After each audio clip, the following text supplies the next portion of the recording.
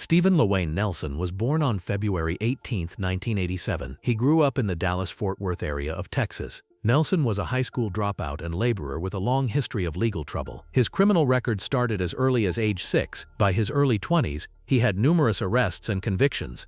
In the years before the incident, he was on probation for assaulting his girlfriend. But that didn't stop him. His violence was escalating. On March 3, 2011, Nelson was 24 years old. That morning, he decided to rob North Point Baptist Church in Arlington, Texas. At approximately 10 a.m., Nelson entered the church. Two people were inside at the time.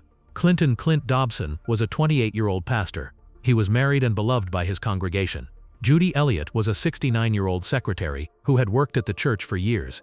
Nelson attacked both of them. Dobson was beaten viciously. Nelson used a computer extension cord to strangle him. Then he placed a plastic bag over Dobson's head and suffocated him. The pastor fought for his life but couldn't escape. He passed away in his own church. Judy Elliott was severely beaten. She suffered internal bleeding in her brain. Her face, head, arms, legs, and back were covered in traumatic injuries. She was beaten so badly that when her husband arrived at the church later that day, he didn't immediately recognize her.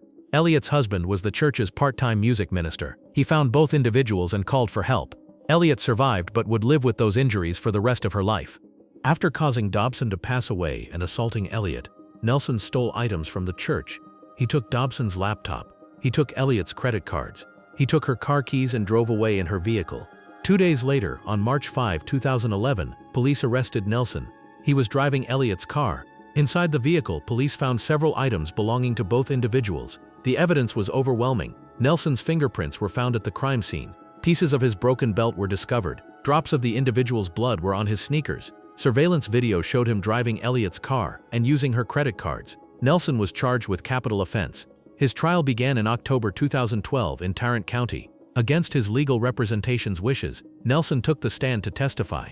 He admitted he was at the church during the robbery, but he claimed he was only a lookout. He said he waited outside for about 25 minutes. He claimed two other men, Anthony Springs and Claude Jefferson, went inside and caused the violence. He said when he finally entered, Dobson was still alive. He insisted he didn't harm anyone, but prosecutors presented evidence showing this was a lie. Nelson's fingerprints were inside the church. His belt was used in the attack. The individual's blood was on his shoes. Investigators said Springs and Jefferson had alibis.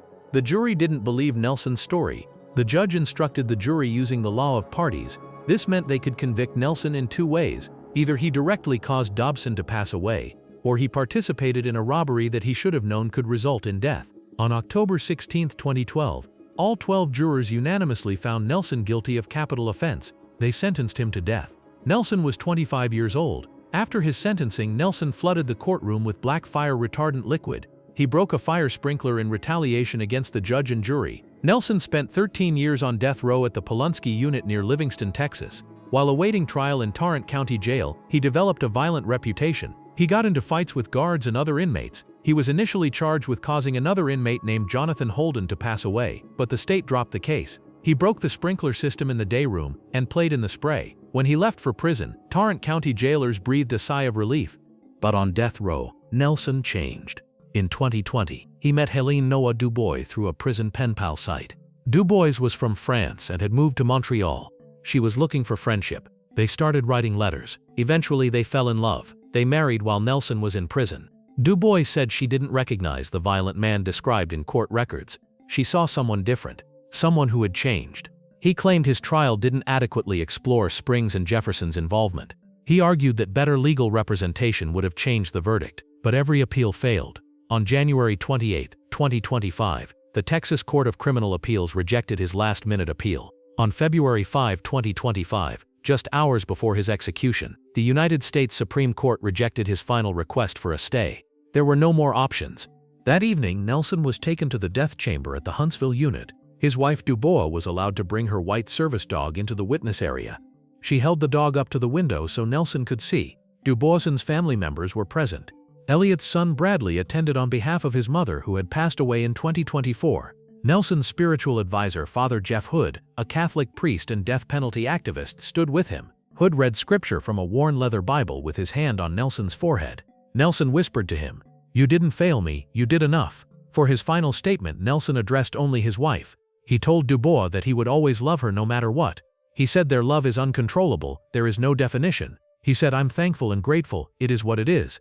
Always live for me and enjoy life." He added, "I'm not scared. I'm at peace. I'm ready to be at home. Let's ride, Warden." As the lethal dose of pentobarbital began flowing into his arms at 6:26 p.m., Nelson told Dubois, "Let me go to sleep." His body shook as the drug took effect. He gasped twice and appeared to try to hold his breath. His head, shoulders, and arms trembled for a few seconds. Then all movement stopped. At 6:50 p.m. on February 5, 2025, Stephen LaWayne Nelson was pronounced deceased. He was 37 years old, just 12 days before his 38th birthday. Dubois's family released a statement. They said they chose to focus on great memories of Clint rather than giving time to his offender. "Stephen Nelson forever changed our lives, but he has never occupied our minds. We miss Clint every day. We miss his laughter and his wit, his advice and his love for us." Elliot's son Bradley said, "I hope that today, as Mr. Nelson took his last breath, that he was greeted by the same loving and gracious Savior that has stood by us. Mr. Nelson, we forgive you and hope to see you when we are called home." Matthew Lee Johnson was born on September 17, 1975 in Dallas County, Texas. He was raised in a challenging environment mainly by his brothers and cousins. Johnson exhibited signs of instability and criminal behavior from an early age.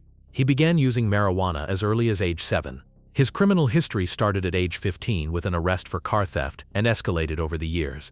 In 1994, he was arrested for violently resisting law enforcement and biting police officers. He had a theft arrest from a former employer in 2011. In 2004, Johnson was sentenced to 5 years in prison following a robbery. He was released in 2009. His attorneys say he was clean and sober inside prison and for 2 years after release. At the time of his trial, he was married and had 3 daughters. But in 2011, Johnson relapsed after his wife lost her job shortly after they bought their first home. He returned to using crack cocaine. By May 2012, his addiction had consumed him. On the morning of May 2012, Nancy Judith Harris began her opening shift at the Fina Whippin convenience store in Garland, Texas. Harris was 76 years old. She was a great-grandmother. She had worked at the store for more than 10 years. She lived only about a block and a half away. She had 4 sons, 11 grandchildren, and 7 great-grandchildren. Every Friday was Nini Day. She would pick up her youngest grandchildren from school. They would go to McDonald's and Dollar Tree. Then they would go back to her house to play and spend time together. She was at every single event her grandchildren had. Every game, every performance, everything. That morning would be her last shift. Johnson entered the store shortly after Harris arrived around 7 a.m. Surveillance video captured everything. Johnson was carrying a lighter and a plastic bottle that contained lighter fluid. He went behind the sales counter where Harris was working. He began pouring lighter fluid over Harris's head while demanding money from her. As Harris complied and opened the cash register, Johnson stole cigarettes and lighters from an overhead area. He wrenched Harris's ring off her right hand. After taking cash from the register, he flicked a lighter. Harris ignited immediately. Flames engulfed her body. Johnson calmly left the store, pocketing candy bars on his way out. Johnson's trial began in 2013. His guilt was never in question. The surveillance video showed everything. On the stand, Johnson admitted to setting Harris on fire. He claimed he had been high after smoking $100 worth of crack cocaine. He said he was trying to use the lighter fluid as a scare tactic to get her to back away. He testified that he didn't intend to cause her to pass away, but he also called himself the lowest scum of the earth. He said, "I hurt an innocent woman. I took a human being's life. I was the cause of that. It was not my intentions to cause her to pass away or to hurt her, but I did." His attorneys presented testimony about his long history of drug addiction starting at age 7 and sexual mistreatment he experienced as a child. A week before the attack, Johnson asked local police to arrest him because he needed help, but officers refused. On November 8, 2013, Matthew Lee Johnson was unanimously sentenced to death. He remained emotionless throughout the sentencing and victim impact statements. Johnson spent 12 years on death row at the Polunsky Unit near Livingston, Texas. He participated in the faith-based program which began in 2021, making Texas the first state to offer such a program to condemned inmates. During his time on death row, his attorneys filed multiple appeals. They argued that the Texas Attorney General's office unfairly influenced his death sentence by suggesting execution dates to the court. On November 18, 2015, the Texas Court of Criminal Appeals rejected his direct appeal, affirming his conviction and death sentence.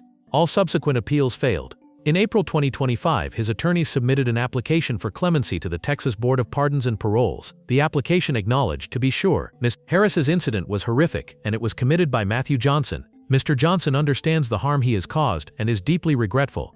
The Texas Coalition to Abolish the Death Penalty argued that Johnson's drug addiction had plagued him for most of his life in the free world and caused him to become a different person. They said that removed from any access to cocaine during his 12 years on death row, Johnson had not been a threat to anyone, but the board denied his clemency request. On May 18, 2025, the Fifth Circuit Court of Appeals denied his final stay of execution. On May 20, 2025, exactly 13 years to the day of his offense, Johnson was taken to the death chamber at the Huntsville unit. Harris's family members attended. 3 sons, 2 daughters-in-law and a granddaughter watched through the window. When asked for his final statement, Johnson turned his head and looked at Harris's relatives. "As I look at each one of you, I can see her on that day," he said, speaking slowly and clearly. "I please ask for your forgiveness. I never meant to hurt her," he added. "I pray that she's the first person I see when I open my eyes, and I spend eternity with her." He also addressed his wife and daughters. "I ask that you forgive me for giving up on you and walking away. Just know that it's nothing that you did. I made wrong choices, I've made wrong decisions, and now I pay the consequences." As the lethal dose of pentobarbital began taking effect at 6:27 p.m., Johnson gasped several times, then made repeated sounds like snoring. Within a minute, all movement stopped. At 6:53 p.m. on May 20, 2025, Matthew Lee Johnson was pronounced deceased. He was 49 years old. Harris's family had little reaction to Johnson's words and declined to speak with reporters. But daughter-in-law Elizabeth Harris sent a statement describing Nancy as an amazing grandmother who was at every single event her grandchildren had. Attorney General Ken Paxton released a statement. "Matthew Johnson has been executed and received the just punishment for the senseless, horrifying incident of Nancy Harris. While nothing can restore the innocent life that was taken, he will never be able to hurt anyone again. Vicious offenders must be held responsible for their actions, and I will never stop working to ensure that justice is done." Blaine Keith was born on December 12, 1989 in Gregg County, Texas. By age 18, Milam already had a troubling criminal record. At the time of Amora Carson's incident, he was on probation. He had previously entered the home of an 11-year-old neighbor and left a stack of pages torn from pornographic magazines, marked with salacious notes, in her dresser drawer. Milam was engaged to Jessica Carson, also 18. They lived together in a trailer home outside Tatum, about 15 miles southeast of Longview in East Texas. Jessica had a 13-month-old daughter named Amora Bain Carson. Milam was raising the baby as if she were his own daughter. He called himself her daddy. But what happened to Amora would shock investigators to their core. On December 12, 2008, at 10:37 a.m., Milam dialed 911. "My name is Blaine Milam, and my daughter, I just found her deceased." Sergeant Kevin Roy of the Rusk County Sheriff's Department arrived 20 minutes later. 2 ambulances were already there. EMTs were standing in the doorway of the master bedroom where Milam and Carson were kneeling on the floor. Sergeant Roy saw an infant laying on the floor, not moving, bruised. The baby was laying on its back, and the face of the baby was just one large bruise. What investigators found next was the worst crime scene they had ever seen in 30 years of law enforcement. Amora had severe injuries all over her tiny body. Human bite marks covered her. She had skull and rib fractures, bleeding under her scalp, a lacerated liver, a broken arm and leg, a bleeding blood vessel in her neck, consistent with strangulation. She had been harmed in unspeakable ways. Dr. Keith Pinkard, a forensic pathologist with the Southwest Institute of Forensic Sciences in Dallas, testified at Milam's trial. "I've never seen anything like it. It's the worst thing I've seen in 30 years of law enforcement," said Lieutenant Reynold Humber. All injuries were inflicted while baby Amora was still alive. She suffered for 30 hours. Milam and Carson were interviewed separately. Milam told investigators that he and Carson had left Amora alone and walked to meet with Clark Timber in Longview about a business matter. But Shane and Dwight Clark denied meeting with Milam that day. Surveillance video showed Milam and Carson at a pawn shop in Henderson that morning, pawning a chainsaw and air hammer. They were reportedly trying to raise money to pay a priest to perform an exorcism. Milam changed his story multiple times. He said they found Amora in a hole in the floor of the bathroom he was remodeling with a blood ring around her mouth, biting insulation. He said she was still breathing when he called 911. Then he said Carson called 911 while they were looking for her, and when they found her, she was deceased. Texas Ranger Kenny Ray interviewed Milam. Ray told Milam he knew he was lying and that most people would suspect that he, as the only male in the house, beat Amora to death. Milam denied involvement, but forensic evidence told a different story. Dr. Robert Williams, a forensic odontologist, compared bite marks found on Amora's body with bite dentition models taken from Milam, Carson, and Milam's brother Danny. Williams testified that Milam was a match for 8 of the bite marks. He excluded Carson from all but 1 and Danny from all but 1.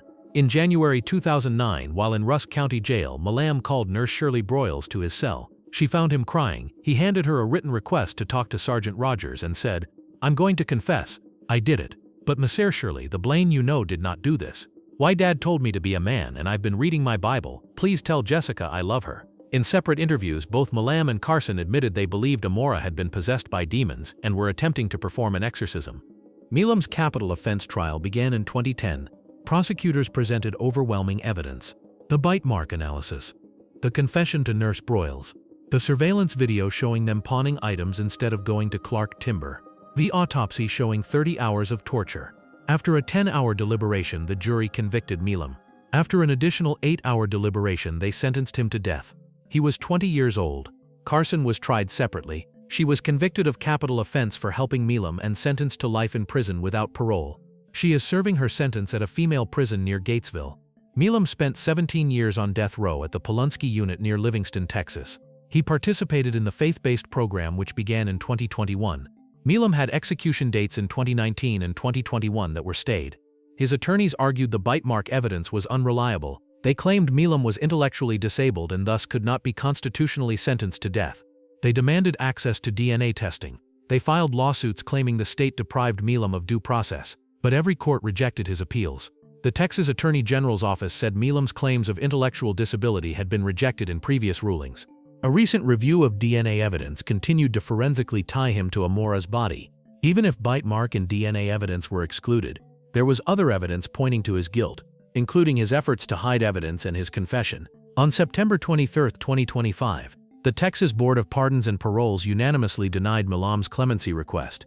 On September 25, just hours before his execution, the United States Supreme Court denied his application for a stay. Rusk County District Attorney Michael Jimerson said he still couldn't pinpoint a motive. He believed the exorcism claim was just a way for Milam and Carson to cover up their offense. But very hard to confront the idea that someone would derive their gratification from the torture of a baby. That is really something that diminishes all of us, and it's just a very, very hard thing to face. That evening, Milam was taken to the death chamber at the Huntsville unit. In a 2013 Werner Herzog documentary on death row, Milam called Amora a great little girl and claimed her first word was daddy. "I didn't cause my little girl to pass away," Milam said. "I wish I could go back and stop her, but I can't." For his final statement, Milam thanked supporters and the prison chaplaincy. "I would like to give a special thanks to all of you for showing me kindness, compassion, empathy, love and support, and believing in me. Thank you for everything that you have done. I would also like to thank the directors of chaplaincy of TDCJ for opening up the faith-based program on death row and allowed me to be accepted into it, to find Jesus Christ our Lord and Savior." Then he said, "If any of you would like to see me again, I implore all of you, no matter who you are, to accept Jesus Christ as your Lord and Savior, and we will meet again. I love you all. Bring me home, Jesus." The lethal dose of pentobarbital began flowing at 6:14 p.m. At 6:40 p.m. on September 25, 2025, Blaine Milam was pronounced deceased. He was 35 years old, just weeks away from his 36th birthday. This is what happens when you torture a baby for 30 hours. You think claiming demonic possession will excuse your actions. You bite a 13-month-old child 8 times. You break her skull, ribs, arm, and leg. You strangle her. You harm her in unspeakable ways. Richard Lee Tabler was born on February 5, 1979, in Tulare County, California. He grew up in a troubled home. His parents, Lorraine and Robert Tabler, had a difficult marriage that negatively affected his childhood. Tabler suffered from severe mental health issues, including attention deficit, hyperactivity disorder, borderline personality disorder, and a history of head injuries. These conditions inhibited his ability to rationally assess situations and control his impulses. But mental illness doesn't excuse what he did. Between November 26 and November 28, 2004, Tabler went on a spree that left 4 people deceased in Killeen, Texas. Tabler worked at a strip club called Teasers in Killeen. The club was operated by 28-year-old Mohammed Amin Ramouni. Tabler and Ramouni got into a conflict. Tabler lost his job and was banned from the establishment. According to Tabler, Ramouni allegedly threatened to have Tabler's family wiped out for $10. Whether this threat was real or imagined, Tabler decided Ramouni had to pass away. On November 18, 2004, Tabler started planning. He bought a camcorder. He bought a pickup truck. He bought a 9mm gun. He recruited Timothy Doan Payne, an 18-year-old soldier from nearby Fort Hood, to help him. On November 26, 2004, Thanksgiving Day, Tabler contacted Ramouni. He offered to sell him stolen stereo equipment for $1,500. Ramouni agreed to meet. He brought his friend Hatham Frank Zaid, age 25, with him. They drove to a remote parking lot for the transaction. It was a trap. Tabler and Payne drove up next to their vehicle. Tabler opened fire with his 9mm gun. He shot both men multiple times while they sat in their car. Then Tabler pulled Ramouni out of the vehicle. He had Payne videotape him shooting Rahoney one final time. After both individuals passed away, Tabler and Payne checked the bodies for money and valuable items. They robbed the deceased men. Tabler kept the videotape as a trophy. But Tabler wasn't done. He had created a hit list of 11 employees from Rahoney's club, whom he planned to take from life. 2 days later, on November 28, 2004, Tabler targeted 2 teenage girls who worked as dancers at Teasers. Tiffany Lorraine Dotson was 18 years old. Amanda Benefield was 16 years old and a runaway from Louisiana. Tabler lured both girls out by promising them drugs. He drove them to a lake. Once they were isolated, Tabler turned his gun on both girls. He shot them multiple times. Dotson was taken from life immediately. Benefield passed away from her wounds. Tabler later confessed he eliminated them because he believed they were connecting him to the Thanksgiving Day incidents. After causing 4 individuals to pass away, Tabler started taunting authorities. He called the Bell County Sheriff's Office multiple times. He bragged about the incidents. He threatened to cause more club employees to pass away if police didn't close down Tabler's. He specifically threatened to target all the remaining employees on his hit list. He even threatened undercover law enforcement officers he believed were working at the club. On November 28, 2004, the same day he caused Dotson and Benefield to pass away, Tabler was arrested on unrelated felony theft charges. On February 26, 2005, both defendants pleaded not guilty. But Tabler later retracted his plea in his confession. He claimed he never perpetrated the incidents. On May 21, 2005, prosecutors confirmed they would seek the death penalty for Tabler. His defense filed a motion to remove the death penalty based on diminished responsibility due to his mental health issues. On January 26, 2007, Judge Martha Trudeau rejected the motion. The trial for the Thanksgiving incidents began in April 2007. Prosecutors presented overwhelming evidence: Tabler's written and videotaped confessions, the actual video of Payne recording Tabler shooting Rahoney, forensic evidence connecting Tabler to the crime scenes, testimony from witnesses. During the sentencing phase, prosecutors also introduced Tabler's confessions to causing Dotson and Benefield to pass away. A psychiatrist testified about Tabler's mental health issues, but the jury also heard testimony about Tabler's history of threatening law enforcement officers and fellow inmates. After 3 hours of deliberation, the jury ruled Tabler presented a continuing threat to society. They decided the evidence did not warrant a life sentence. Tabler was sentenced to death. Payne received life in prison after prosecutors chose not to pursue death in his case.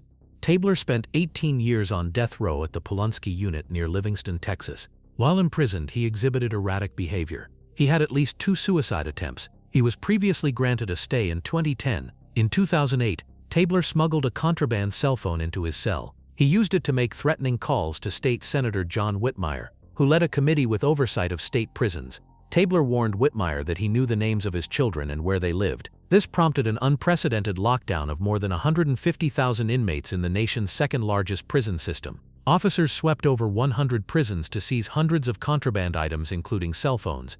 Whitmire is now the mayor of Houston. Tabler repeatedly asked courts to drop his appeals and execute him, but he changed his mind multiple times. His attorneys questioned whether he was mentally competent to make that decision. The American Civil Liberties Union appealed to the United States Supreme Court, claiming Tabler was denied adequate legal representation. The ACLU argued his attorneys abandoned him by refusing to participate in hearings and ignored psychological evaluations showing he was severely mentally ill. But every court rejected his appeals. On December 9, 2024, Tabler wrote to the Texas Court of Criminal Appeals stating he had spent 20 years in courts and saw no point in wasting anyone's time. His execution was scheduled for February 13, 2025. That evening, Tabler was taken to the death chamber at the Huntsville unit. Relatives of his individuals attended. Tiffany Dotson's father George was present. He had waited 20 years for this moment. Dotson's godfather Tom Newton said, "Today is for Tiffany, and this is justice." For his final statement, Tabler expressed remorse. Strapped to the gurney, he looked at the individuals' families through the window. "There is not a day that goes by that I don't regret my actions," he said. "I had no right to take your loved ones from you, and I ask and pray, hope and pray, that one day you find it in your hearts to forgive me for those actions. No amount of my apologies will ever return them to you." He expressed love to his family, friends, lawyers, and supporters. He thanked prison officials for their compassion and the opportunity to show you that I can change and become a better man and rehabilitate. After apologizing several more times and saying this was the beginning of a new life for him in heaven, he told the warden, "I am finished." The lethal dose of pentobarbital began flowing at 6:30 p.m. At 6:38 p.m. on February 13, 2025, Richard Lee Tabler was pronounced deceased. He was 46 years old, just 8 days after his 46th birthday.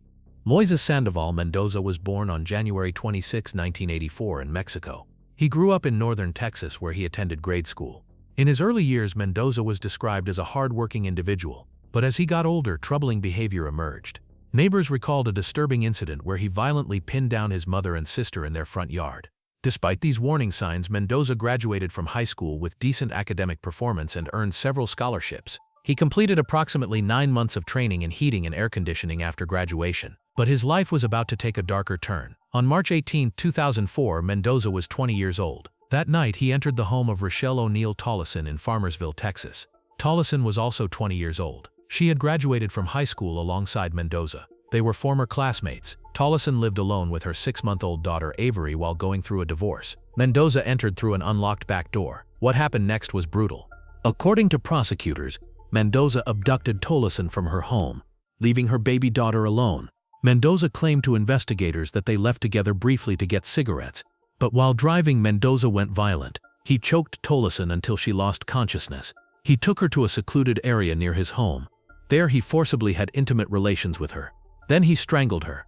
He also stabbed her in the throat. Rochelle Tollison passed away in that field. The next morning, Tollison's mother went to check on her daughter. She found the back door wide open. Inside the bedroom, everything was in disarray. The mattress and box spring were misaligned. The headboard was damaged. Furniture was out of position. Papers and belongings were scattered everywhere. And baby Avery was alone. The infant was cold and wet but safe. Tollison was reported missing. Mendoza left Tollison's body in the field for a few days. Then he returned to the scene. He wrapped her body in a tarp and brought it to his cousin's land in Farmersville. He disposed of it by burning it and placing it in a creek bed. He was trying to hide his fingerprints by burning her body. On March 23, 2004, 6 days after Tollison disappeared, a man discovered her remains near the creek. Through dental records, police identified Tollison as the individual. Mendoza was arrested the next day after he reportedly told a friend that he took Tollison's life. Mendoza confessed to police, but he couldn't give detectives a reason for his actions. He told investigators he repeatedly choked Tollison, harmed her, dragged her body to a field, choked her again, and stabbed her in the throat. He admitted moving her body and burning it. Mendoza stood trial in 2005. His conviction was all but assured since he had confessed. The main task for his defense attorneys was to save him from death. But they failed. They called psychologist Mark Vigan as an expert witness to humanize Mendoza and explain what in his life might have mitigated his responsibility. But Vigan testified instead that nothing could explain Mendoza's actions and that he remained a dangerous man. Vigan told the jury that Mendoza lacks the internal compass that each of us has. Mendoza spent 20 years on death row at the Polunsky unit near Livingston, Texas. During that time, he filed multiple appeals. His attorneys argued that prosecutors used false testimony during sentencing to convince jurors he would be violent while incarcerated. They claimed his trial and appeals attorneys provided ineffective counsel by failing to challenge Hinton's testimony. They argued the jury specifically asked about Mendoza's criminal acts while in jail during deliberations, showing the testimony affected their decision. But every court rejected his appeals. The Texas Court of Criminal Appeals rejected appeals in November 2008 and May 2009. The U.S. District Court for the Eastern District of Texas rejected appeals in September 2012 and April 2019. On October 7, 2024, the United States Supreme Court denied his final appeal. They said in the 20 years on death row, he had transformed from an impulsive, risk-taking late adolescent to an empathetic man of faith who had a positive influence on those around him. On April 21, 2025, the Texas Board of Pardons and Paroles denied his request to commute his death sentence. On April 23, 2025, just hours before his execution, the Supreme Court rejected his lawyer's final petition to block the execution. There were no more options. That evening, Mendoza was taken to the death chamber at the Huntsville unit. Tollison's family members attended. For his final statement, Mendoza spoke in both English and Spanish. He addressed Tollison's family directly, to Mark, Pam, Austin, Uncle Troy, and Jose. I am sorry for having robbed you of Rochelle's life. To Avery, who I know is not here, I robbed you of a mother. I'm sorry for that. I know nothing that I could ever say or do would ever make up for that. I want you to know I am sincere. I apologize. Thank you for being here today. Not life. He then addressed his loved ones. To all my loved ones, I love you. I am with you. I'm well and at peace. You know that I'm well and everything is love. The lethal dose of pentobarbital began flowing at 6:30 p.m. At 6:40 p.m. on April 23, 2025, Moises Sandoval Mendoza was pronounced deceased. He was 41 years old. Collin County District Attorney Greg Willis released a statement memorializing Tollison and claiming justice was finally carried out. Nothing can undo what Rochelle's loved ones have endured. But justice is not about erasing the past, it's about honoring the life that was taken. I hope tonight brings some measure of resolution to her family and friends. Attorney General Ken Paxton said 20 years after Mendoza violently took Rochelle Tollison's life, robbing her 5-month-old daughter of her mother, Texas has executed him.